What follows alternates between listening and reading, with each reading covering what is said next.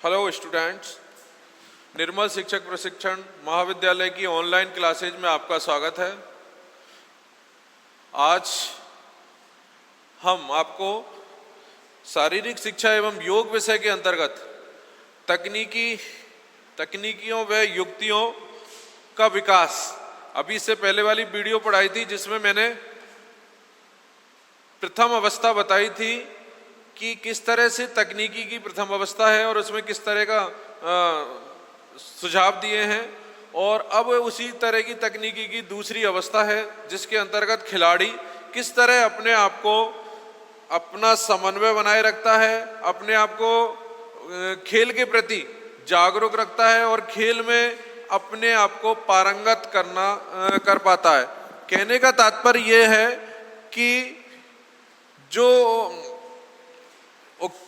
तकनीकियां हैं उनमें अपने कौशल का प्रदर्शन की जो द्वितीय अवस्था है, क्या कह रहा है ये कि यह अवस्था एक समन्वय से प्रारंभ होकर अच्छे समन्वय की प्राप्ति पर समाप्त होती है। यानी किसी काम को जब हम उठा लेते हैं, जिस खेल को हम स्टार्ट कर देते हैं, तो जब तक वह प्राप्त नहीं हो पाता है तब तक ये प्रोसेस चलती रहती है, समन्वय की प्रक्रिया, यानी उसको कार्य को करते रहने की प्रक्रिया। इस अवस्था के अंतर्गत खिलाड़ी कौशल या गतियों को सामान्य स्थिति में करता है। सबसे बड़ी बात यह है कि नॉर्मल किसी तरह का बिना स्ट्रेस लिए, बिना किसी दबाव के इसको करने के लिए तैयार रहता है। खेल को खेलने के इस भावना से वह खेलता है सामान्य परिस्थिति। लेकिन अगर परिस्थिति जटिल हो जाए, जटिल परिस्थितियों में किसी कौशल को खिलाड़ी द्वारा करना कठिन होता है। जब परिस्थितियां विपरीत हो जाए, जो माहौल है, जो वातावरण है, जो संसाधन है, वो मान लो आपके पास नहीं है, तो ऐसी स्थिति में वो कठिन हो जाता है खिलाड़ी का उसके साथ उस कौशल को में पारंगत होना। इस अवस्था की अवधि जो है, जो पहली अवस्था में आदमी एक कम समय के लिए उसमें पार्टिसिपेट करता है, वही बात रहती है कि वह द्वितीय अवस्था में उस अवधि को बढ़ा देता है। थोड़ा लंबे समय तक उसका एनर्जी लेवल भी बढ़ा रहता है और वह एक निश्चित समय तक अपने आप को वहां मेंटेन करके रखता है और ऊर्जा बनाए रखता है, थकता नहीं है। क्योंकि आदमी थक जाता है तो वह अपने आप को सरेंडर कर लेता है। उसमें जो वर्किंग है, जिस तरह का उसका जो एनर्जी लेवल है, मांसपेशियों का जो तनाव खिंचाव है, वो सारी चीजें मेंटेन रखता है। इसमें खेल क्रियाओं को बिना मांसपेशी तनाव के लयबद्ध तरीके से किया जाता है। देखिए, ज्यादा आपको तकनीकी यही सिखाती है हमें कि हमें कई बार क्या है कि जरूरत से ज्यादा आपने बिना तकनीकी के अगर वेट उठा रहे हैं आप और उठा दिया, तो हो सकता है आपका लिगामेंट टूट जाए घुटने का, हो सकता है आपका कमर पे झटका चला जाए, ब्राउन मैरो है उसमें कोई प्रॉब्लम आ जाए। ऐसी बहुत सारी ऐसी जगह हैं जिनमें खिंचाव, तनाव आ सकता है और कई बार आदमी होल टाइम के लिए बेड पर भी आ सकता है। तो इसके लिए नॉर्मल प्रोसेस में बिना ज़्यादा एनर्जी को लगाए और बिना मांसपेशी के तनाव के वश में आदमी लयबद्धता से काम करता है। इसके साथ ही खिलाड़ी ट्रेनिंग के दौरान गामक समन्वयता बढ़ती है, यानी कार्य करते रहने की उसमें स्थिति बनी रहती है। द्वितीय अवस्था में तकनीकी ट्रेनिंग के लिए कुछ बातें कही हैं, सुझाव दिए हैं, वो निम्न है। इस अवस्था में खिलाड़ी की गामक योग्यता का विकास करने से ट्रेनिंग प्रभावी होती है। उसकी जो गामक अवस्था है, अर्थात मांसपेशी और उनकी जो एक्सरसाइज है, वो प्रभावी, उससे ट्रेनिंग में रोचकता आती है, ट्रेनिंग कर उसकी बड़े उससे मनोयोग से हो पाती है। इस अवस्था में खिलाड़ी के कौशल की क्रिया के प्रत्येक तत्व को विश्लेषित कर उसे पूर्ण रूप से सुधारने का प्रयास किया जाता है। इससे पहले वाली अवस्था में क्या था कि सुधारने पर इतनी कोशिश नहीं थी, वर्क करने पे कोशिश थी। इसमें सेकंड वैरायटी ये दी है कि इसमें ज़्यादा से ज़्यादा यह कोशिश की जाती है कि उसको इस तरह की टेक्निक बताएं कि वो कोई गलती, माइनर गलती भी उसकी देखी जा रही है छाया चित्र में, उसको फोटो में, उसकी कहीं कवरेज जिस तरह से हो रही है वीडियो, उसमें उसकी छोटी छोटी गलतियां भी दिखाई दे रही हैं, तो उनको भी वॉच आउट किया जाना चाहिए।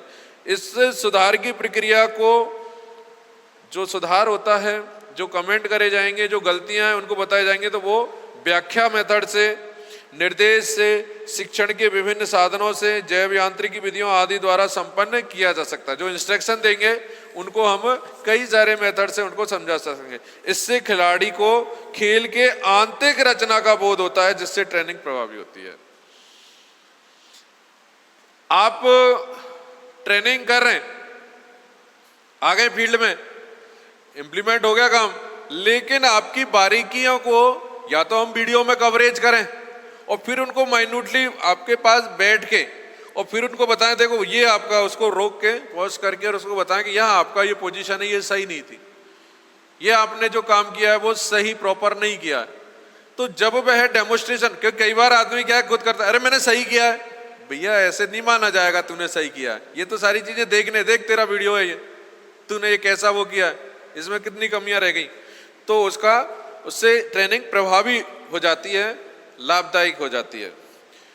कौशल का अभ्यास सामान्य एवं मानक स्थितियों में करना इस अवस्था की विशेषता है। सामान्य तौर पर, ज्यादा कठिन परिस्थिति में नहीं, सामान्य अवस्था में, और इस कौशल को पूरा करना चाहिए। कौशल की विभिन्न भागों में विभाजित करने से कौशल का अभ्यास किया जाता है और विभिन्न परिस्थितियों में खेल क्रिया के अभ्यास से खिलाड़ी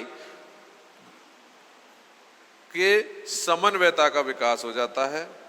नंबर 4, गति के प्रत्यक्षीकरण पर अधिक दबाव डाला जाता है।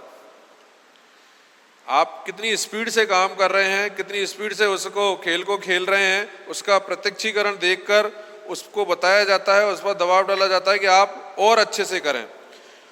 और प्रत्यक्षीकरण की प्रक्रिया संवेदी से अंगों से न होकर आंतरिक अंगों द्वारा पूर्ण होती है कि उसके मनोभाव, उसमें पूरी लगन और वो निष्ठा से होना चाहिए।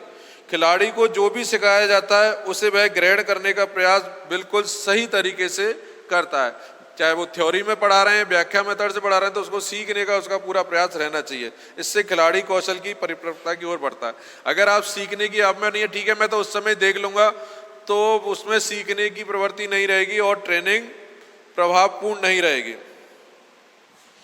तकनीकी ट्रेनिंग में खिलाड़ी कौशल की त्रुटियों को पूर्ण रूप से दूर किया जाता है। सबसे बड़ा फैक्टर यह है सुझाव में कि इसमें कोई भी त्रुटि, कोई भी गलती स्वीकार नहीं है। कौन सी? सेकंड अवस्था में। काय की अवस्था है? कौशल को डेवलप करने की, वृद्धि करने की, तकनीकी कौशल को, तो उसमें किसी तरह का कोई त्रुटि का कोई संभावना नहीं है। इस क्रम की सबसे पहले छोटी से छोटी त्रुटि, बाद में बड़ी त्रुटियों को दूर करना उचित है। पहले छोटी से छोटी माइनर त्रुटि को भी उसको पहले सही करने की बात कहें कि आपका ये स्टेप, आपके ये एक्शन, ये इस तरह का आपका जो स्टाइल है वो आपका सही नहीं है, तो उस पर वॉच आउट करके ट्रेनर है वो उसको उस तरह से समझाता है। खिलाड़ी को इस अवस्था में अधिकतम प्रोत्साहित किया जाता है। मोटिवेट करें उसको कि नहीं बिल्कुल सही चल रहे हो आप, थोड़ी सी आप में कमी है, बाकी आप बहुत अच्छे से अपने आप को मेंटेन करे हो। और तकनीकी ट्रेनिंग की इस दूसरी अवस्था में खिलाड़ी अपने समन्वय को विकसित कर लेता है। इस अवस्था में तंत्रिका तंत्र जो है, तंत्रिका मांसपेशियों का समन्वय भी विकसित किया जाता है। बॉडी को फ्लेक्सिबल बनाया जाता है, बॉडी के हर अंग को एक दूसरे से कोऑपरेट करने की बात भी इसमें, क्योंकि मेंटली और फिजिकली दोनों ही कोऑपरेशन में रहना होता है। ये उसकी दूसरी अवस्था है, काहे की कौशल को प्रदर्शन करने की सेकंड अवस्था कहला रही है। ये देखिए कौशल प्रदर्शन की मैंने इससे पहले अभी बताई है, पहली और दूसरी अवस्था, अब है तीसरी अवस्था। यह अवस्था समन्वय प्राप्ति से लेकर कौशल तकनीकी के पूर्ण रूप से परिपक्वता के साथ समाप्त होती है। अर्थात जब खिलाड़ी पूरी तरह से ट्रेंड हो जाता है, इस ट्रेनिंग से तात्पर्य है तकनीकी को पूरी तरह से प्राप्त कर लेता है, तब जाके यह प्रोसेस खत्म होती है। इसका डेमोन्स्ट्रेशन है, इसका जो प्रदर्शन है, ये तीसरी अवस्था है। इसमें पूरी तरह से पारंगत हो जाता है खिलाड़ी। कहने का तात्पर्य ये है, देखिए अवस्था पहली थी, उसमें बिना किसी स्ट्रेस के गलतियों के साथ में आगे बढ़ता है, पहली अवस्था में, ठीक है, जो भी है पूरी एनर्जी के साथ काम करता है। दूसरी अवस्था में उसकी गलतियों को देखा जाता है, उसकी गलतियों को वॉच आउट किया जाता है, उसमें सुधार की रिक्वायरमेंट है। अब ये तीसरी अवस्था है, इस अवस्था में किसी तरह की कोई गलतियों का, किसी तरह का कोई लेना देना नहीं है, क्योंकि इसमें वह उससे अपेक्षा ये की जाती है कि अब गलतियां आपसे होनी ही नहीं है, सुधार की कोई रिक्वायरमेंट क्या है, होनी नहीं चाहिए। अर्थात जब तक खिलाड़ी पूरी तरह से परिपक्व नहीं हो जाता है तब तक वह चलती रहती है। इस अवस्था में खिलाड़ी तकनीक को सामान्य, आसान, परिवर्तनशील और कठिन परिस्थितियों में प्रदर्शित कर सकता है। देखिए इसमें कुछ, ये तीसरी अवस्था है। पहली अवस्था में ये कहा है कि व्यक्ति को सामान्य अवस्था में ही ये काम करता है। पहली अवस्था यानी आप नॉर्मल हैं और एक साधारण तौर पर बिना किसी, आपको कोई बीच में अड़चन नहीं है, किसी तरह का कोई आप पर कोई क्लाइमेट, मौसम का है, एनवायरनमेंट का या कोई साधनों का कोई अभाव नहीं है, नॉर्मल तौर पर आप उसको निभा रहे हैं और उस ट्रेनिंग को ले रहे हैं। लेकिन ये जो लास्ट की तृतीय अवस्था है उसमें कैसा ही मौसम खराब हो जा, कैसी कोई और समस्या आ जा, क्योंकि इसमें तीनों चीज की अब रिक्वायरमेंट है। इस अवस्था में खिलाड़ी तकनीक को सामान्य, पहले तो नॉर्मल, इसके बाद आसान, वो एक ही बात है, फिर परिवर्तनशील, चेंजेबल व्यवस्था है तो उनको तुरंत चेंज भी कर लेता, और कठिन परिस्थितियों में प्रदर्शित कर सकता है। अर्थात आपको ऑलराउंडर बना दिया जाता है। आप कैसी भी परिस्थिति में अपने आप को, अपने स्किल को, अपने टैलेंट को, अपनी तकनीकी को, अपनी युक्ति को आप यूज कर सकते हैं। अब इसके अंतर्गत सुझाव दिए हैं कुछ, कि तृतीय अवस्था हमें यह शो कराती है कि हम क्या करना है हमें, कि पहले तो है विशिष्ट गामक योग्यता का विकास।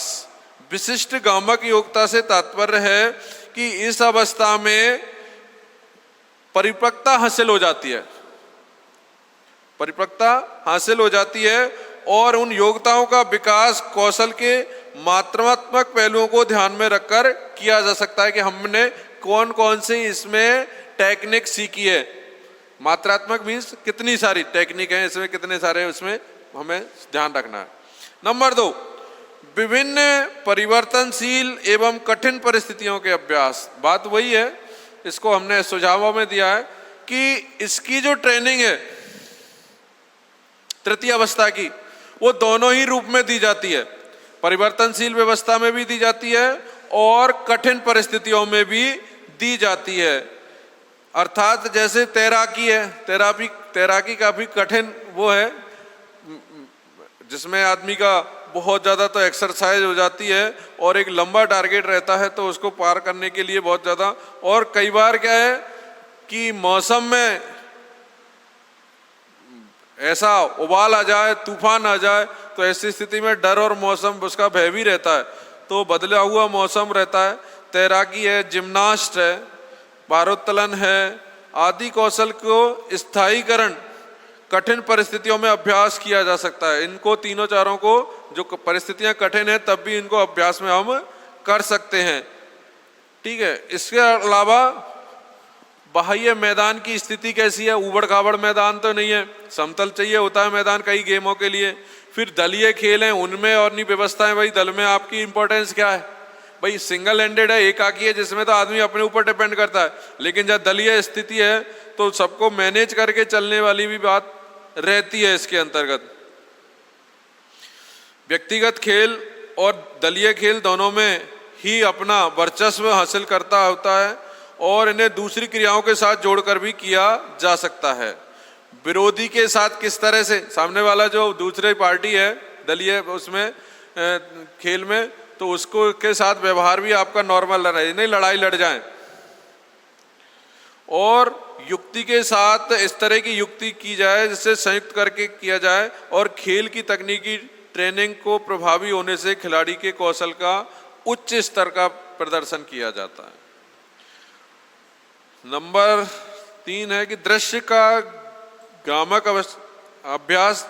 दृश्य गामक से तात्पर्य है कि दिमागी रूप से, मानसिक रूप से पूरी तरह से अपने संतुलन को बनाए रखे, खिलाड़ी कौशल के क्रम को अपने मस्तिष्क में संग्रहित करे।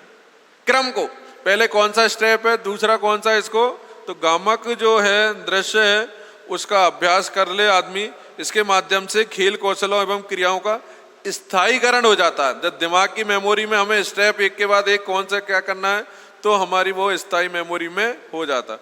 और इसके बाद है प्रतियोगिता। प्रतियोगिता से तात्पर्य है कि कंपटीशन द्वितीय वाले में भी था और तृतीय में भी था, क्योंकि आदमी का जब तक उसका मैदान जंग में नहीं उतरता, प्रतियोगिताएं नहीं होती हैं, तब तक वह उस तरह की तैयारी नहीं करता। ठीक है यार, तैयारी है, घर पे तो कर ही रहा हूं मैं, लेकिन जब पता चलता है कि सामने वाले से टेस्ट है, सामने वाली जो दूसरी टीम है, दूसरा कहीं आपको प्रदर्शन करना है, उस प्रतियोगिता में पार्टिसिपेट करना है, तब वह पूरे मनोयोग से काम करता है। तो प्रतियोगिताएं भी होते रहनी चाहिए, खिलाड़ी की विभिन्न परिस्थितियों में प्रतियोगिताएं हों। और कई बार क्या होता है कि आप अपने जो घरेलू आपके जो स्टेडियम हैं, जो मैदान है, उनमें तो अच्छा करते हो, लेकिन परिस्थितियां ऐसी हैं कि आपको दूसरे मैदानों पर खेलना है, तो वहाँ कई बार तो ऐसी विषम परिस्थिति में भी आपको ट्रेनिंग ऐसी दी जाती है कि आप कहीं भी अपने आप को सामान्य परिस्थिति की तरह मेंटेन कर लें। इसके साथ में ही परिपक्वता का स्थायीकरण की मात्रा बढ़ जाती है प्रतियोगिता से। प्रतियोगिताओं में मनोवैज्ञानिक और शारीरिक मांग की आवश्यकता की अधिकता पड़ती है। इस मांग की पूर्ति से प्रतियोगिताओं के माध्यम से ही पूर्ण होती है, और हमें प्रतियोगिता के माध्यम से एक स्वस्थ प्रतिस्पर्धा की भावना भी डेवलप होती है। और एक नंबर 5 है कि तकनीकी के साथ युक्ति पर भी ध्यान देना चाहिए। आपने ट्रेनिंग तो सीख ली, लेकिन दावपेच भी आने चाहिए। कई बार परिस्थिति के अनुसार आप अपने दावपेचों को, अपनी युक्तियों को भी अप्लाई करते रहें। इसमें ट्रेनिंग के साथ साथ विभिन्न परिस्थितियों में खेल के दावपेच, परिस्थिति कैसी है, उस समय का माहौल कैसा है, आपने सीखा कुछ है, लेकिन परिस्थितियां अगर आपके विपरीत हो गई तो आपको अपने दावपेच भी बदल देने होते हैं। कहने का तात्पर्य ये, मैंने अभी आपको कौशल के प्रदर्शन की 3 अवस्थाएं बताई, और तकनीकी कौशल यानी आपके अंदर एक ऐसी जो तकनीकी है, तकनीकी ऐसे एक क्वालिटी है, एक स्किल है, एक स्टाइल है आपकी, जिससे आप अपने आप को पूर्ण करते हैं। पूर्ण से तात्पर्य है यानी आप अपने आप में खेल के प्रति समर्पण भाव करते हैं, और पूरी एनर्जी से और गामक अवस्था में, यानी आप मांसपेशियों को भी पूरी तरह से अपनी को अपने नियंत्रण में रखकर नियोजन करते हैं। ये सारी व्यवस्थाएं मैनेज होती हैं कैसे। तीसरी जो अवस्था है वो ये ज़्यादा इम्पोर्टेंट है, क्योंकि पहली और दूसरी में तो, पहली में तो क्या है कि फ्री हैंड काम करता है, उस पर किसी तरह का दबाव नहीं होता, उसका एनर्जी लेवल पूरी तरह से उसको यूज करना होता है। गलतियां होती हैं उसमें, गलतियां करते भी रहना चाहिए, और उसमें गलतियों का कोई इंपॉर्टेंस नहीं है। सेकंड वाली में गलतियों पर ध्यान रखा जाता है, उनको बताया जाता है, बाच आउट किया जाता है कि यहाँ कमियां। और जो थर्ड है, इसमें तो गलतियों की कोई गुंजाइश ही नहीं है, अगर गलती करता है तो उसको बाहर निकाल दिया जाता है। इसलिए इसमें हर परिस्थिति में, चाहे वो कठिन है चाहे सामान्य है, उसमें उसे पूरी तरह से अपने आप को मेंटेन रखना होता है। कहने का तात्पर्य ये सारी बातें कौशल प्रदर्शन की जो हैं, हमने 3 अवस्थाएं बताई। तो अभी हमने तकनीकी के बारे में बताया, अभी युक्तियां और हैं।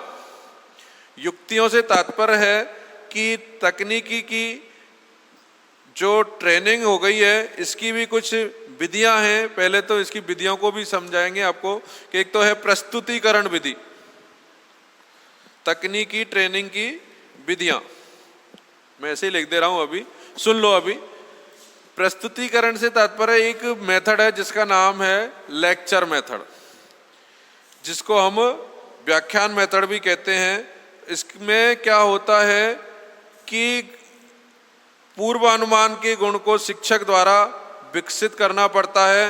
विद्यार्थी में यह गुण कि आप कोई भी काम है उसको पहले से अपने दिमाग में बना लो कि इसकी तोड़ इस तरह से होगा, इस खेल को हम इस तरह से जीत लेंगे। अर्थात एक योजना बनाई जाती है, और शिक्षण को अधिक से अधिक प्रभाव बनाने के लिए योजना में व्यक्तिगत एवं तकनीकी तैयारी दोनों सम्मिलित की जाती हैं। यानी शिक्षक स्वयं अपने व्यक्तित्व का पूर्ण विकास सबसे पहले। इसमें ये बात और की जाती है कि पहले शिक्षक को वो सारे गुण, वो सारी एक्टिविटीज आनी चाहिए जिनको वह अपने शिष्य को समझाने, वो ट्रेनर जो समझाने जा रहा है, क्योंकि अगर उसमें कमी आएगी तो आप कहते हैं ना, पंडित जी खुद तो जानते नहीं है, दूसरे को ज्ञान बांट रहे हैं, तो आपके अंदर पूरा परफेक्शन के साथ उस काम को, उस खेल को सिखाने की पूरी वो होना चाहिए ज्ञान। क्योंकि तकनीकी की तैयारी की तात्पर्य विद्यार्थी को सिखाने से पूर्व शिक्षक को परीक्षण से संबंधित साधन, उपकरण, सुविधा, सूचनाएं सारी अपने पास एकत्रित कर ले और शिक्षण तत्वों को विद्यार्थी के समक्ष प्रस्तुत करे। क्योंकि प्रस्तुतिकरण भी एक कला है जिस पर शिक्षक एवं विद्यार्थी की सफलता निर्भर करती है। विद्यार्थी की सफलता इस पर निर्भर करती है कि शिक्षक का प्रस्तुतिकरण है कैसा। भाई कई बार क्या होता है, सामने वाला बोल रहा और दूसरा इंटरेस्ट ही नहीं ले रहा। प्रस्तुतिकरण के तरीके में परीक्षण विषय का उद्गम, भौतिक व्याख्यान, प्रदर्शन, अन्वेषण, परिचर्चा, पर्यवेक्षण, परावर्तन, मूल्यांकन एवं भाषण आदि सम्मिलित हैं। इस विधि से प्रस्तुत किया जाता है। यह विधि विद्यार्थियों को कौशल सिखाने, तो प्रस्तुतिकरण वाली जो विधि है, यानी आप किस तरह से उसको प्रस्तुत करते हैं, किस तरह से डेमोन्स्ट्रेशन करते हैं, तो पहले खुद करके दिखाएं और उसमें यह एहसास कराएं कि मैं जैसा कर रहा हूं, कोशिश आप करो कि उसमें इसी तरह से आप पारंगत हो जाओ। यह विधि भी 3 चरणों में पूरी होती है। कौन कौन से में? पहला है प्रदर्शन, डेमोन्स्ट्रेशन जिसको कहते हैं। तो प्रदर्शन ट्रेनिंग का पहला चरण है। इसमें शिक्षक द्वारा संक्षिप्त व्याख्या के साथ कौशल का प्रदर्शन पूर्ण रूप से स्वयं या प्रशिक्षित छात्र द्वारा किया जाता। भाई खुद डेमोन्स्ट्रेशन नहीं देगा तो आपकी ये जो विधि है तकनीकी की वो सफल नहीं है। क्योंकि कई बार जैसा मैं हूं, बहुत सारी बातों को आपको समझा रहा हूं, लेकिन जब हम आप और मैं अगर ट्रेंड नहीं हूं, जैसे इससे पहले मैंने योगा वाली बात बताई, तो मैंने आपको कहा था कि योगा और ये जब तक आमने सामने नहीं हो और करके नहीं सिखाएं तब तक उनमें समझ नहीं आ सकती छात्र के। क्योंकि कई चीजें ऐसी होती हैं जो थ्योरेटिकल अलग होती है और प्रैक्टिकली वे में उसमें काफी चेंजेज आ जाता है। और प्रदर्शन के लिए शिक्षक कौशल तकनीक की फिल्म, चित्र, वीडियो, अन्य शिक्षण साधनों का उपयोग भी कर सकते हैं। भाई जब वह प्रदर्शन करेगा तो सारी चीजें टीचिंग एड के रूप में काम में लेगा। इससे कौशल तकनीक विद्यार्थी को अधिक स्पष्ट हो जाती है। यह तकनीक ट्रेनिंग का बहुत महत्वपूर्ण एवं उच्च स्तरीय प्रस्तावित विधि है। इससे शिक्षक के कौशल का प्रदर्शन करते समय और कई सारी बातें हैं, उनको ध्यान में रखना चाहिए। जैसे नंबर 1, कौशल का प्रदर्शन पूर्णतः किया जाए। कौशल को ऐसे नहीं कि ऐसे कर लेना, नहीं, एक बार उसको पूरी तरह से, जो गेम है, जिस खेल को खिला रहे हैं उसको पूरी तरह से संपादित किया जाए, आधा अधूरा बता के नहीं छोड़ना जाए। प्रदर्शन सही तकनीक से किया जाना चाहिए तथा कौशल को विभिन्न चित्रों द्वारा स्पष्ट किया जाना। कई चीजें हैं, अगर मान लो नहीं समझ पा रहा कर रहा है तो वीडियो बना लें और वीडियो में फिर उनको बताएं एक एक चीज को, या चित्र से फोटो खींच के उनको उसकी बारीकियां बताएं। मस्तिष्क में कौशल के स्पष्ट छायाकृत समाहित न होकर गलत चित्रण हो सकता है, तो इसलिए इस तरह के चित्र, कई बार क्या है, कई आसनों को मैं नहीं नाम से जानता हूं, लेकिन जब वो चित्र के साथ आते हैं तो उनको हाँ ये है सर्वांग आसन, ये है फला खेल, तो उन खेल को। कौशल का प्रदर्शन छात्रों के समक्ष धीमी गति से किया जाए, स्लो मोशन में। जल्दी कर जाएंगे तो वो स्टेप निकल गया, किस तरह से उसने अपने आप को उस खेल के कौन से स्टेप को कैसे मेंटेन किया। तो अगर फास्ट जो है तो नहीं समझ पाएंगे, इसलिए स्लो मोशन में इसको करना ज्यादा, और बार बार दोहराया जाए। कई बार एक बार से आदमी की समझ में नहीं पड़ी तो उसको बार बार दोहराना चाहिए, क्योंकि बार बार दोहराने से क्या होता है कि जो ज्ञान है, जो देखकर सीखना है, उसमें वह अभ्यस्त हो जाता है। तीसरा है कौशल का प्रदर्शन विभिन्न दिशाओं या कोणों से किया जाए। अब जैसे मान लो किसी के सामने फ्रंट नहीं आ रहा है तो आप इधर साइड में करें, चारों कोणों पे जाके कर लें जिससे सभी के लिए दिखाई दे। इससे आगे की और जो प्रदर्शन से संबंधित बातें हैं उन्हें मैं आपको अगली वीडियो में बताऊंगा। धन्यवाद।